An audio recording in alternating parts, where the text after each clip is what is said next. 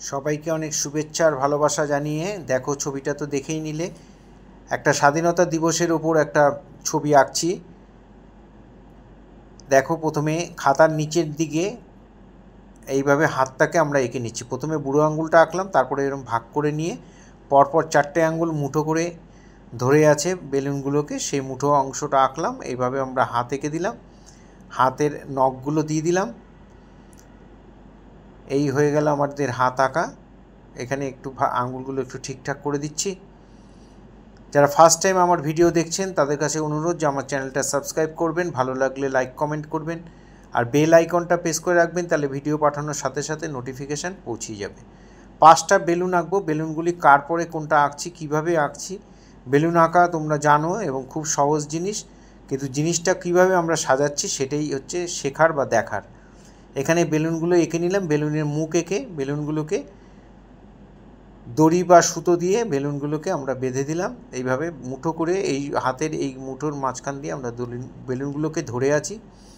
বেলুনগুলোর পতাকার যে স্টাইল সেই স্টাইলে আমরা করব। বেলুনগুলোকে 3টে করে ভাগ করে নিচ্ছি, 3টে কালারে। প্রত্যেকটা বেলুন এইভাবে ভাগ করে নিচ্ছি। ফেসবুকে যারা আমার ফার্স্ট টাইম ভিডিও দেখছেন তাদের কাছে অনুরোধ যে অবশ্যই ফলো করবেন, ভালো লাগলে লাইক কমেন্ট করবেন। প্রতিদিন নিত্য নতুন ভিডিও পাওয়ার জন্য অবশ্যই আমাকে ফলো করবেন। এবং এর নিচে আমরা হাতের এই অংশটা দিয়ে আমরা ভারতের পতাকার একটা পতাকার অংশ আমরা এঁকে দিলাম। আর বেলুনের মাঝখানে পতাকার মতো করে মাঝখানে আমরা একটা করে চক্রর জন্য একটা করে গোল এঁকে রাখলাম। চক্রটা আমরা পরে করব। এবার আমরা কালার করব। এইগুলো প্লেন ভরাট কালার, তাই তোমরা পোস্টার কালার দিয়ে, রঙ্গোলি দিয়ে বা যার কাছে যেই রঙ আছে তোমরা সেই কালারেই করতে পারো। যারা প্যাস্টেল করবে তারা প্যাস্টেল কালারেই করবে। এখানে আমরা জানি ভারতের পতাকার উপরে অরেঞ্জ কালার, তাই আমি এখানে বেলুনের উপরে অংশটা আমরা অরেঞ্জ কালার করছি। সবগুলো বেলুনেই সমান করে ভরাট করবে, একটুও যেন সাদা সাদা না থাকে আর রঙ যেন বাইরে না যায়। এই হাতের এখান থেকে যেই ভারতের পতাকাটা আমরা এঁকেছি, পতাকাটার মধ্যেও আমরা অরেঞ্জ কালার উপরে থাকে, সেটা আমরা সমান করে ভরাট করে দিচ্ছি।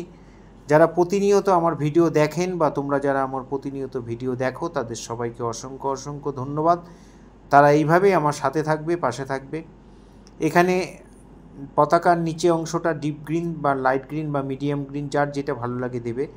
মিডিয়াম গ্রিনটাই বেশি ভালো লাগে, লাইট গ্রিনও দিতে পারো। আমি সেইখানে এই গ্রিনটা দিয়ে আমি ভরাট করে দিচ্ছি। খুব পাতলা করে রঙটা নেবে না, 50-50 রঙ, 50% জল, এইভাবে নিয়ে রঙটাকে ভরাট করে নিয়ে তোমরা এইভাবে ভরাট করে দেবে। আর পোস্টার কালার যদি করো তাহলে জল একদমই কম নেবে। পোস্টার কালারে জল বেশি লাগে না, অল্প সামান্য জল দিয়ে, রঙটা যদি পাতলা থাকে তাহলে জল না দিলেও হয়, সমান করে ভরাট করে দেবে। এখানে সমান করে ভরাট করাটাই হচ্ছে মেন ব্যাপার। এখানে পতাকার নিচের অংশটা যে সবুজ হবে সেটা আমরা করে দিলাম। এবার আমরা হাতের কালার করব। স্কিন কালার আমি বানিয়েছি, একটু অরেঞ্জ, একটু হোয়াইট আর একটু ইয়েলো। তোমাদের কাছে যদি অরেঞ্জ কালারটা না থাকে তাহলে একটু স্কারলেট, একটু ইয়েলো আর একটু হোয়াইট দিয়ে এই স্কিন কালারটা তোমরা বানিয়ে নেবে। সমান করে হাতের পাতলা পাতলা করে ভরাট করে দিলাম মিডিয়াম টোনে।